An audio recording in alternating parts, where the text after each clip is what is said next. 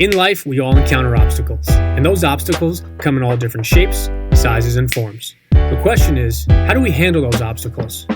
Do we attack them head on, or do we allow them to make us quit? Welcome to the No Quit Living podcast, where we aim to motivate and inspire listeners to never give up on themselves, their dreams, or their goals.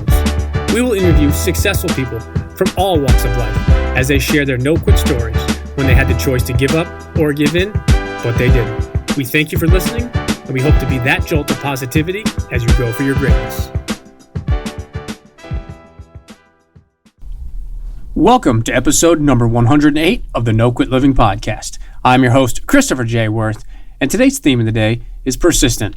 Our quote of the day comes to us from Edward Eggleston. Persistent people begin their success where others end in failure.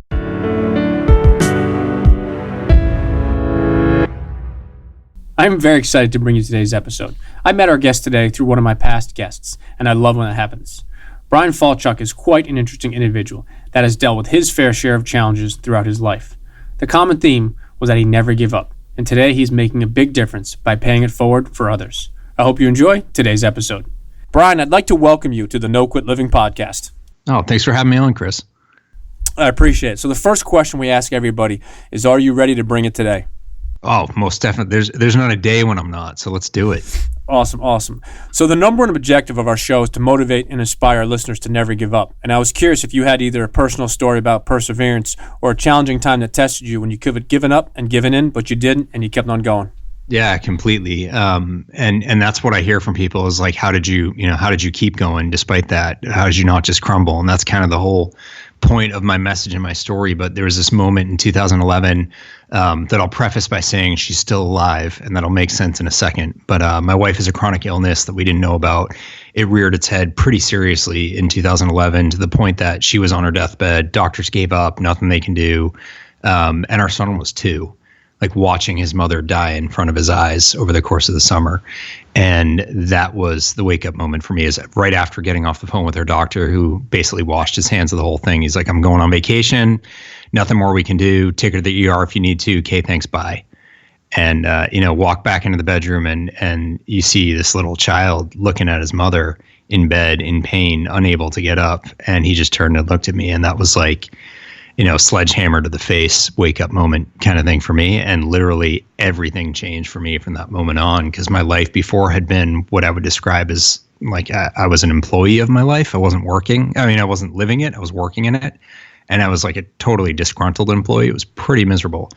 And since then, I've had lots of tough moments and certainly moments of being unhappy. But on the whole, the things that I've achieved in retrospect, like really, I wouldn't even have believed that, like, they weren't even on the list for me to call impossible.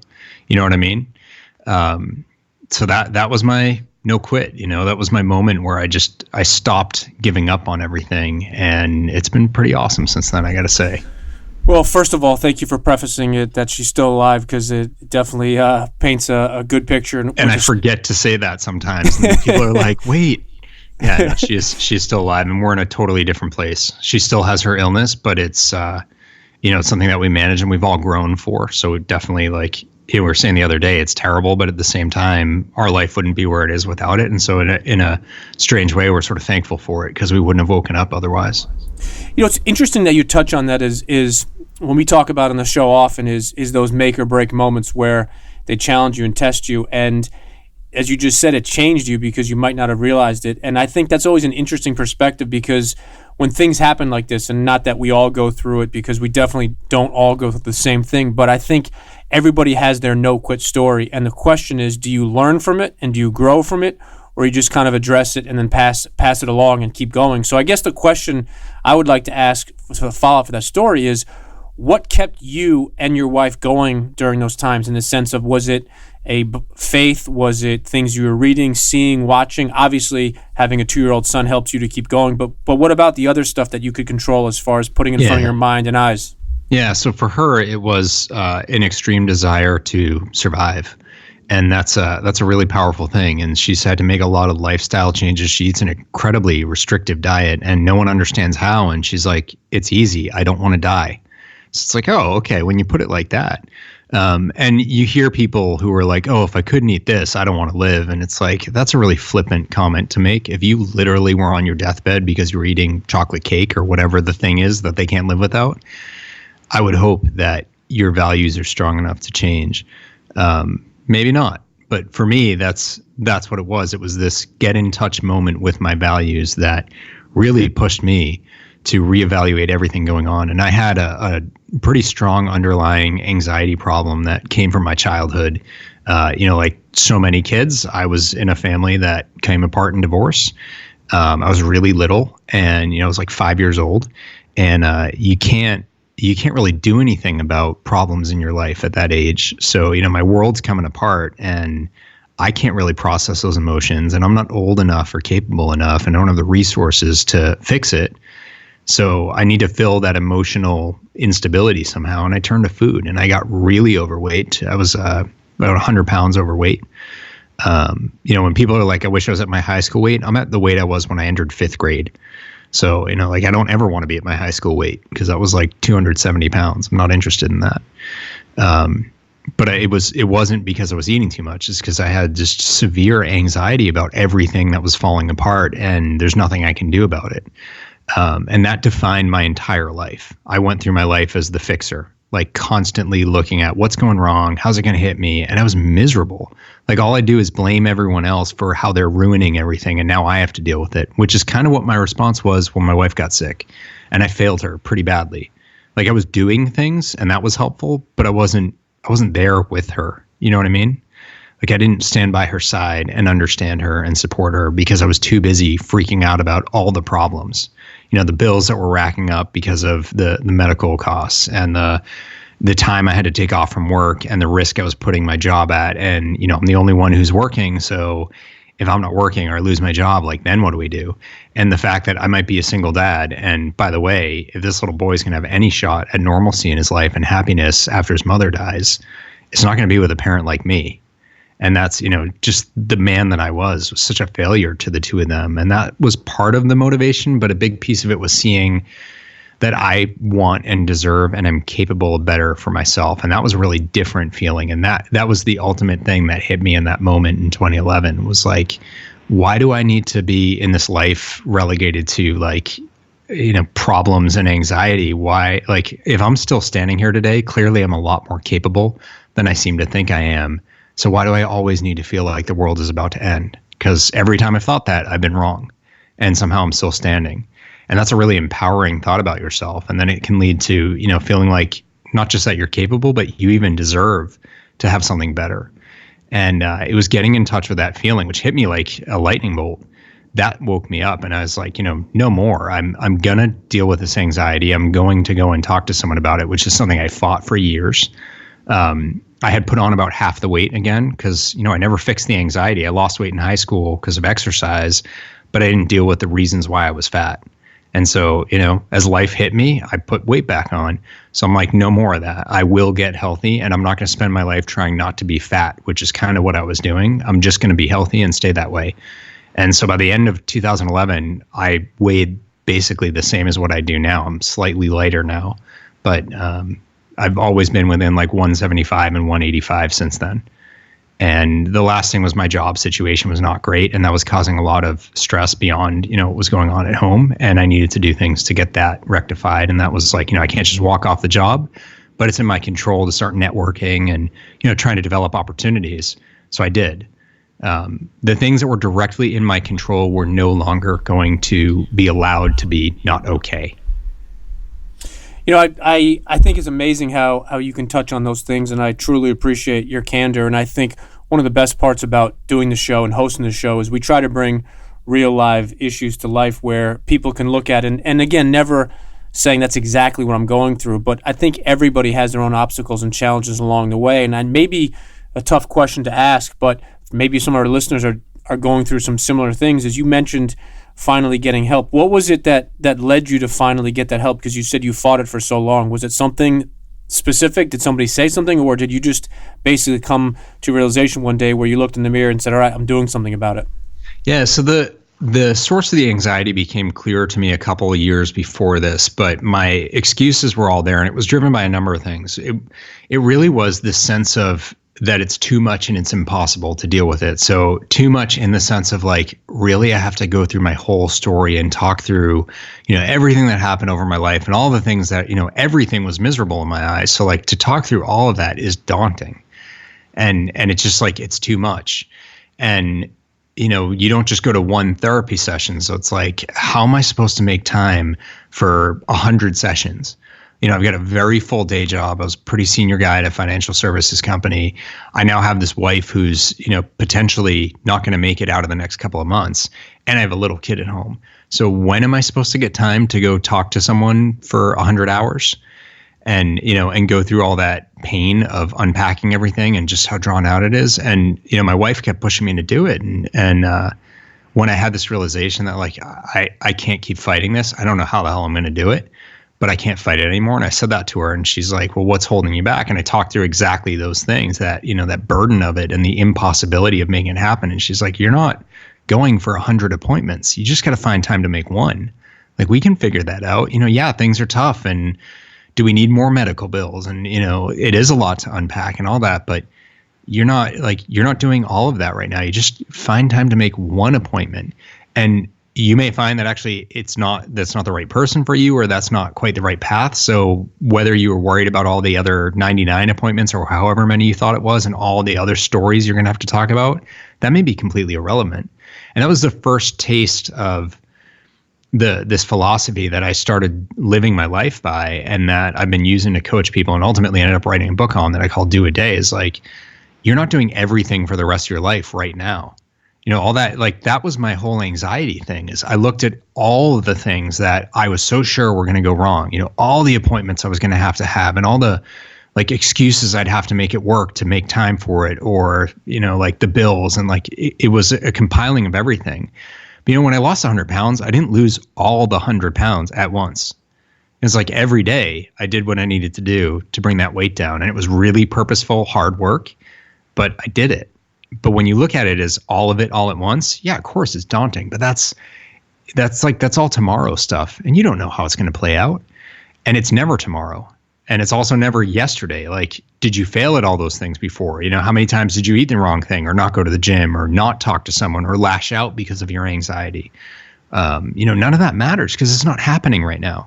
Like, be an adult, take responsibility for it, learn from it. You don't just get a clean slate, like treat someone horribly, and then it's like, well, it doesn't matter. That was yesterday.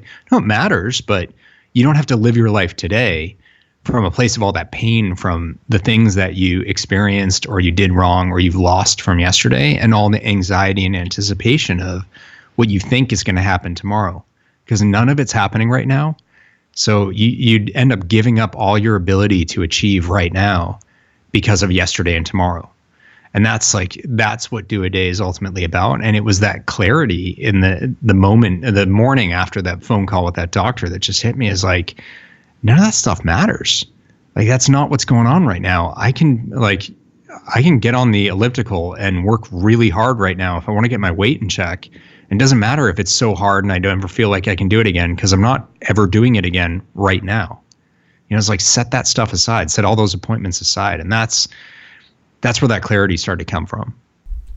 It's interesting. I think it's similar to a lot of the stuff that I believe and we talk about at No Quit Living, both on our podcast, but also with the speaking we do and training and coaching, is breaking a big goal down, or a big objective, or a big challenge into bite-sized pieces. And I think you hit it on the head. You said, you lost 100 pounds, but you didn't lose it all at once, because if you could do that, then our country would have no issues with weight and everybody would be in amazing shape. But what you need to do is you need to be disciplined to worry about today. And like you said, is that you're never going to have the same day tomorrow or yesterday, but what you can control is today. So I wanted to ask if you wouldn't mind just briefly telling our listeners a little bit about who you are and exactly what you're doing today.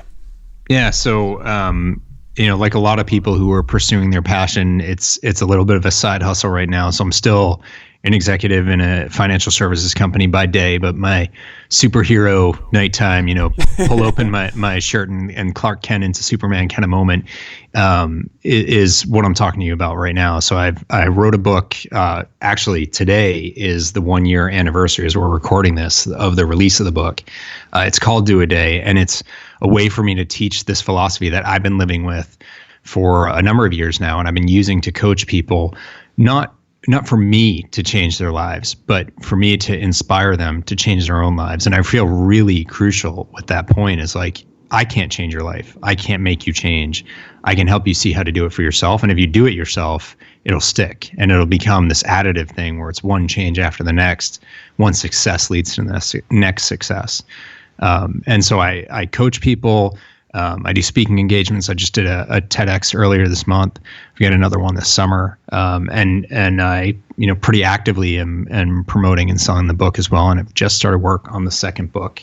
But I've been saying I just started work on the second book for about 4 months now. So how does that make any sense? Well, congrats on the 1 year anniversary. I would completely be lying if I said that's why we recorded today. So I'm not going to even say that. But that's awesome. And congrats on the second book. I think I was interviewing quite a few people that talk about books, and one gentleman, T.C. Bradley, said that he believes everybody has a book in them, but unfortunately they get buried with that book still unwritten. So the fact that you're working on your second, even though it's 4 months into it and you just started, you're still way ahead of most. Yeah, and it'll come out. I don't not do things. Since that moment, July 1st, 2011, that was my wake up. When I talk about doing something, it gets done. And I'm too passionate about what I'm doing. And I know that the work from all the feedback I've gotten and the things I've gotten to watch people do, it has too much of an impact for me not to continue to push ahead. So that's where I'm at. Well, that's awesome. And because you don't not finish things, then you could write my book for me if you're cool with that. Yeah, sure. Awesome. As long as I get the royalties, we're good. We'll talk about that. So if you had to define yourself in one word, what would that word be? That's a really hard question. Wow. The first word that comes to mind is persistent. But the problem with persistent is it takes away all the values and the passion. Because that's just keep at it and keep doing it, which is kind of a good way to sum it up. But there's so much passion behind what I do that I feel like the word persistence or persistent doesn't bring that sort of personal and emotional value to it. So if we can say persistent, but like with an undertone of passion, is that cool? Does that count? I'm kind of cheating on the one word. You're cheating. How about we say passionately persistent? Well, that's still two words, but I'll allow it. If you let me do it, that's fine. All right. We'll allow this one time.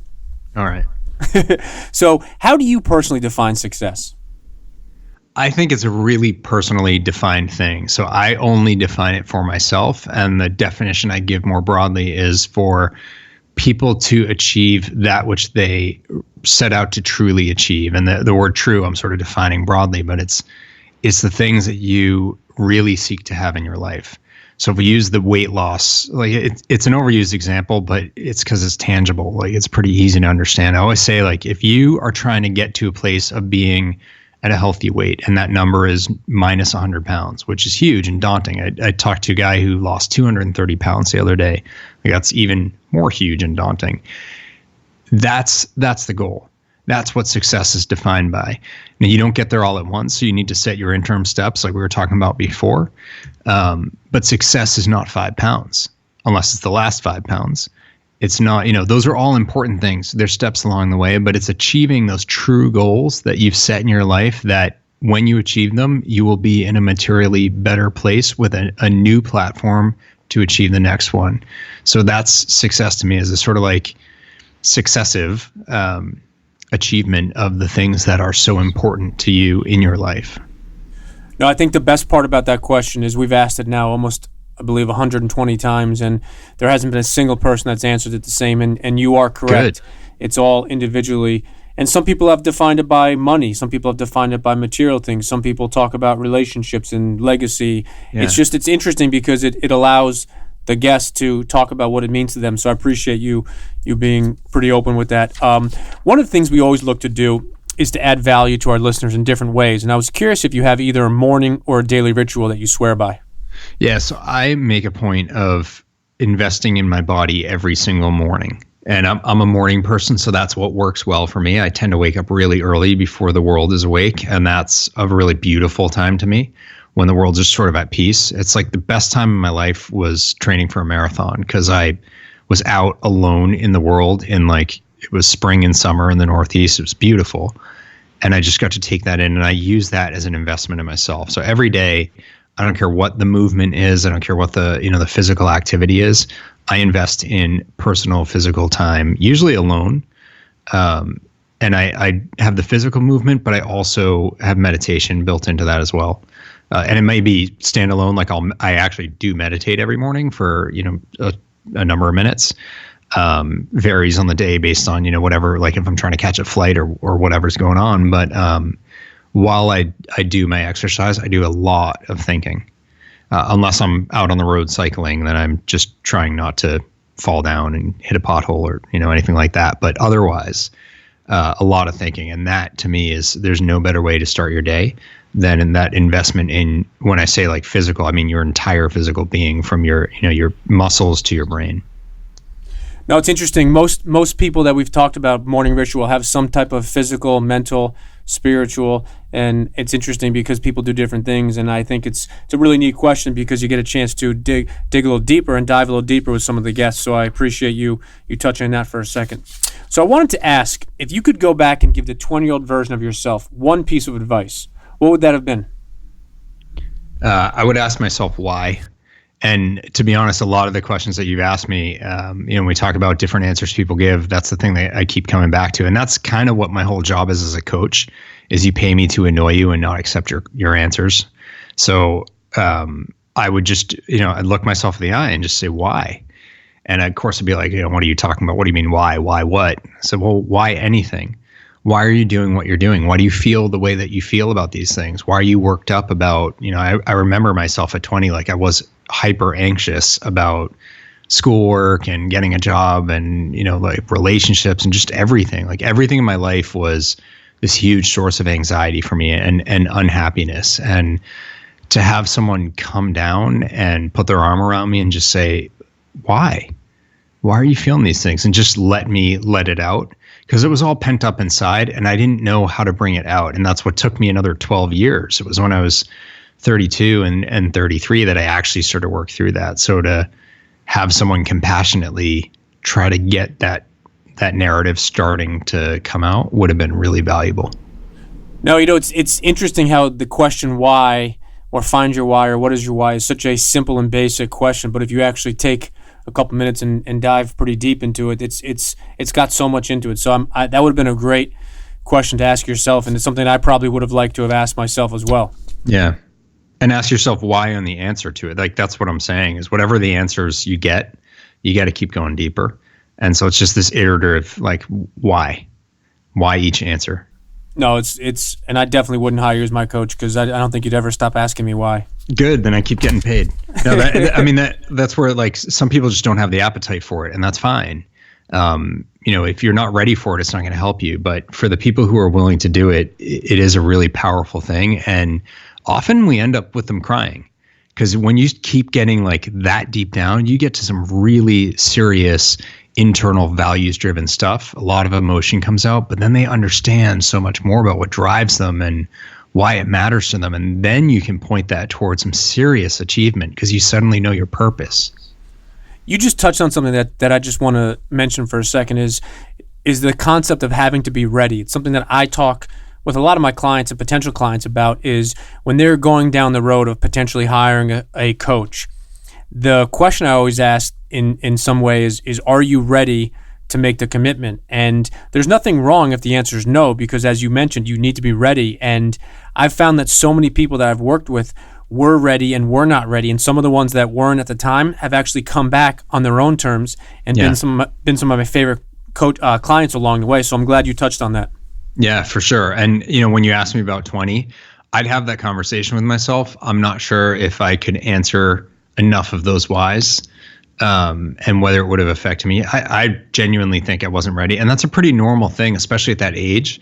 Like I find there are particular ages or clusters of ages where people come to me for help, and it tends to be around these shift moments in your life where you kind of have a bit of a wake up. Because unless you have, like a gun in your face kind of moment like I did, or like some of the people that, you've interviewed or are out there giving really inspiring talks about, crazy things that they've been through in their lives, you can still get to inspiration. But often, unless you've got a really great mentor who's investing in getting you to see, you kind of need some forcing mechanism to wake up enough to be like, I got to do this work. Because otherwise, like, we are just kind of mindless. We don't generally invest in the introspection that we need to get to the end. No, I definitely agree. So if you could have dinner with anyone, dead or alive, who would it be and why? Oh, man. These are amazing questions. I haven't even pondered this before. God, I don't. So this may seem lame to people. It's like I could choose anyone in the world, but honestly, there's a guy that I mentioned in the book he introduced me to wellness when I was a teenager. That's the reason I lost weight the first time. He's just one of the most beautiful human beings I've ever had the honor of knowing. And I'm still in touch with him. So it's like, why would you choose that then? We've gone out for lunch a couple of times, over the past few years. I get so much out of sitting down with him. So I would probably choose him. But as I'm saying that, then there's also, I have a complete man crush on this guy, Rich Roll, who maybe some of your listeners would know. He's a huge inspiration in what I do. And I am desperate to meet him because I would get so much out of it, but I think the story would resonate and we just vibe. And I know that probably sounds super stalkerish, but maybe I should use that one wish to finally get to meet Rich Roll. So no offense, Mr. Andre, you're an amazing guy, but we're having lunch anyway, so I don't want to waste it. So yeah, maybe Rich Roll. It does sound a little bit stalkerish, but it totally is. We'll allow it. I'll own it. I'll own that. That's okay. So what I'd like to do, if you're open for it, is switch to what we call the hot seat questions. And the only requirement we ask is you just throw out the first thing that comes to mind. All right. I'll do better because I haven't been doing that. I'll do better. So if you only had one last meal and you could choose anything for it, what would you choose? I'm a vegan, so this is wrong of me to say, but chicken wings, Chinese chicken wings or buffalo wings, either one is fine. What's your favorite sport? Running. Favorite team? I'm not into team sports. All-time favorite movie? Wow. I have no clue. Yeah, I can't answer that. I have no clue. I've not seen that. I'll put that on my list. Yeah, it's not a good title. Do you have a favorite book? Yes. Open Heart, Clear Mind by Thupten Chodron. Most beautiful book I've ever read. So inspirational. Favorite singer or band? My favorite band broke up, but they're called the White Rabbits out of New York. They're awesome. Maybe you could bring them back with Rich Roll, maybe an introduction to them. Yeah, we can have one big dinner. And if you were in a foxhole and you could only choose one person to have your back, who would it be and why? My son, because he's the most incredible person in the world. That's awesome. Yeah. So before we let you go, I wanted to ask if you have any parting words you'd like to leave with our listeners. I really would I'd say two things. One is, we talked about why. So just ask yourself and push the hell out of it. Like every answer you give, don't accept it, dig, because there's something under the surface that made you say that. And the other is, I really stress this for people, is you got to have self-love or none of the other stuff matters. So if you don't believe that you deserve better, if you don't believe that you're capable of better, then it really doesn't matter what other work you do, because consciously or subconsciously, you are going to sabotage. You will stand in your own way. You'll talk yourself out of it. So I always tell people, stop the but.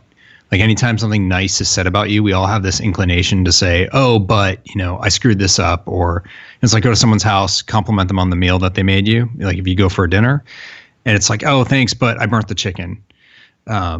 No, it's just pronounced thanks.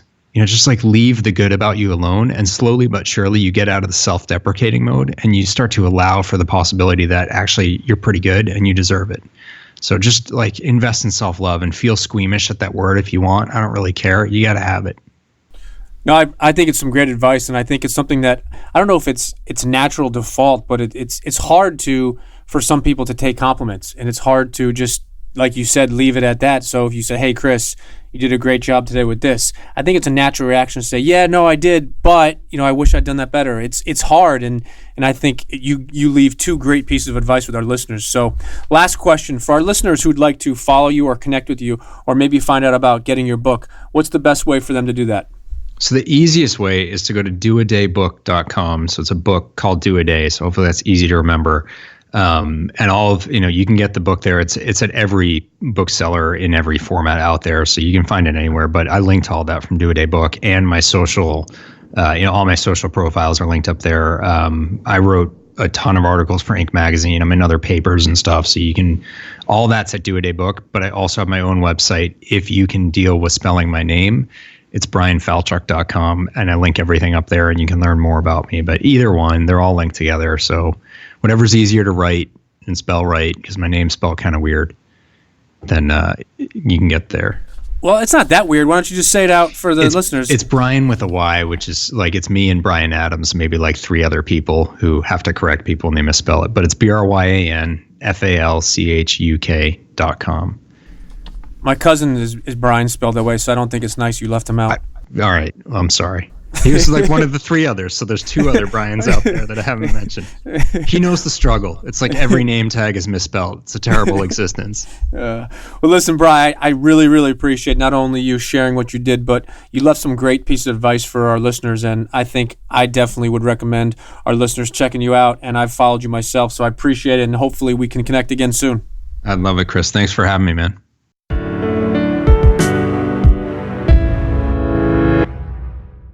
Thank you for listening to episode number 108. Bryan shared some very real stories with us today, and I hope he inspired you to keep going. Back in 2011, Bryan and his wife were dealt an unbearable blow. His wife's doctor told him that basically there was nothing else he could do to save her. I've not personally been dealt a blow like this, but I can only imagine how difficult it would have been if I had. I asked a very candid question to Bryan, and he said that during these tough times, he shared his wife's extreme desire to live. Talk about a great no-quit attitude and approach towards life. John is also a successful podcast host himself, as well as a best-selling author. His book, Do a Day, I think is so simple yet profound. Give up yesterday and tomorrow for today, and every day do one thing. In his closing remarks, Bryan said a couple of things that I believe he was spot on with. First, he said that we should all ask ourselves why, and that we should dig deep with our answers. Then he suggested the need to have and show self-love, and also to stop with the but. When someone else gives you a compliment, accept it and leave it be without throwing in a but. And I know it's much easier said than done, but it's important to do so. There have been many books, articles, and talks focusing on the importance of finding your why. In closing, I would echo Bryan's parting words and recommend that our listeners ask themselves why. Why are you doing what you do? Why do you get up every day? Why do you want to start that new business? Why haven't you stepped out of your comfort zone? Don't allow or accept a one or two word answer. Dig deep and keep pressing. Once you find your why and you truly go after it with massive amounts of action, you will then find your greatness. And lastly, to our listeners, thank you. We truly appreciate your time, and we hope our episodes inspire you to keep on attacking life and never giving up. To quote Dr. Norman Vincent Peale, it's always too early to quit.